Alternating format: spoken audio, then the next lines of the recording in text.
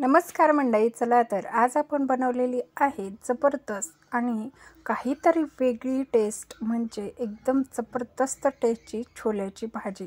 तुम्ही एकदा अशा पद्धतीने नक्कीच छोल्याची भाजी बनवून पहा। खूप सुंदर होते, अगदी कमी वेळामध्ये झटपट होणारी आणि चवीला अफलातून लागणारी अशी ही आपली छोल्याची भाजी। आज मी तुमच्यासोबत ही रेसिपी शेअर करत आहे, त्यामुळे तुमच्या मित्रपरिवारासोबत ही रेसिपी नक्कीच शेअर करा। चॅनलवरती जर नवीन असाल तर सबस्क्राईब करा। तर आता इथे आपण पाहू शकता, 2 मीडियम साईजचे कांदे कापून घेतले, 2 टोमॅटो, हिरवी कोथिंबीर, काजू घेतलेले आहेत 6 आणि लसणाच्या 7-8 पाकळ्या। इथे आपण कुकरला 5 शिट्ट्या काढून छोले जे आहेत ते उकडून घेतलेले आहेत चांगले। तर काळे छोले आहेत, तुमच्याकडे जे बी असतील ते तुम्ही वापरू शकता।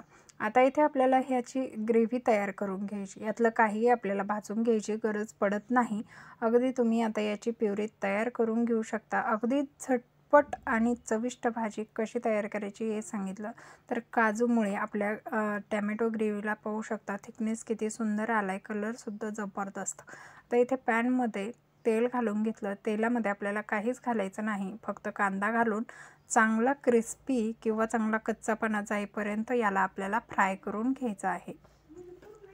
तर आता यामधला पूर्णतः कच्चापणा जाईपर्यंत आपल्याला कांदा व्यवस्थित परतून घ्यायचा आहे।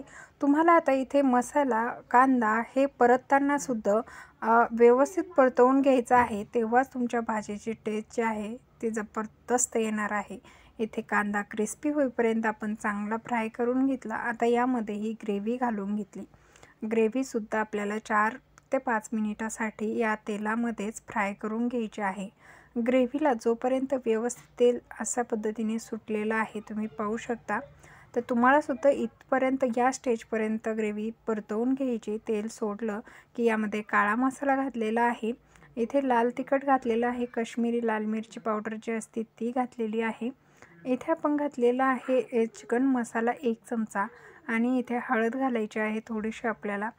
तर आता पाहू शकता जास्त काही मसाले घातलेले नाहीत, एक मसाला तुम्ही कुठलाही घाला, जेणेकरून भाजीच्या ग्रेव्हीची टेस्ट जी आहे ते जबरदस्त येते। तुम्ही अगदी घरातले मसाले वापरले तरीसुद्धा चालेल। तुमच्या घरामध्ये जर काळा मसाला, गोडा मसाला आणि घरगुती मसाला हे असेल तर तुम्ही ते सुद्धा वापरू शकता। आता इथे वरतून आपल्याला हे उकडवून घेतलेले छोले घालायचे। छोले उकडत घालताना मी यामध्ये मीठ घातलं होतं, जेणेकरून आपल्या छोलेला एक खमंग खरपूस अशी चव येते। त्यामुळे तुम्हीसुद्धा छोले उकडून घेताना त्यामध्ये थोडंसं मीठ घालायचं, म्हणजे छोल्याला छान चव येते। आता छोल्यामधलं पाणी आपण यामध्ये घातलंच, पण आता इथे उकळून घेतलेलं पाणीसुद्धा आपल्याला आवश्यकतेनुसार घालून घ्यायचं आहे। आता ही ग्रेव्ही काजू घातल्यामुळे छान अशी थिक होते, चवीलासुद्धा जबरदस्त लागते। तर 4 माणसाला पुरेल एवढी भाजी आपण इथे केलेली आहे तेवढ्या ग्रेव्हीमध्ये। तर आपण इथे अजिबात कांद्याची ग्रेव्ही केली नाही, कांदा अगदी आपण कट करूनच भाजून घेतला। इथे पुन्हा आपण थोडंसं चवीला मीठ घालून घेतलं, आता छोल्यामध्ये घातलं, पण इथे सुद्धा आपल्याला ग्रेव्हीला चव येण्यासाठी मीठ घालून घेतलं। ते छान आपली ग्रेव्ही जी आहे ते 5 मिनिटं शिजवून घ्यायची आहे।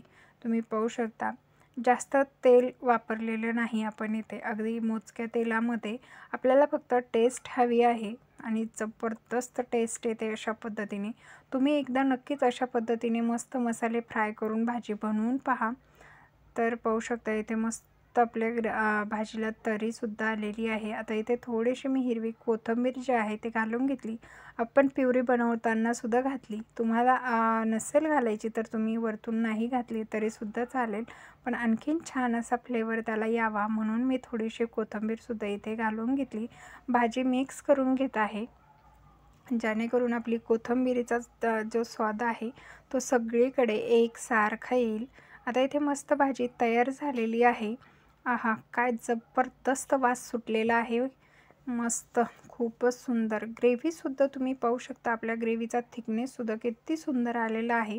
यामध्ये आपण कुठल्याच डाळीचा किंवा शेंगदाणे कशाचाच वापर न करता, खोबऱ्याचा न वापर करता तुम्ही पाहू शकता दाटसर आणि मस्त म्हणजे चोपडट आपली तरी किंवा ग्रेव्ही तयार झालेली आहे।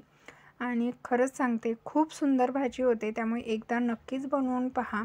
जर तुम्हाला माझे व्हिडिओ आवडत असतील तर चॅनलला सबस्क्राईब करा, बेल आयकॉनला प्रेस करा, जेणेकरून तुम्हाला अशाच यूजफुल रेसिपीचे नोटिफिकेशन मिळेल.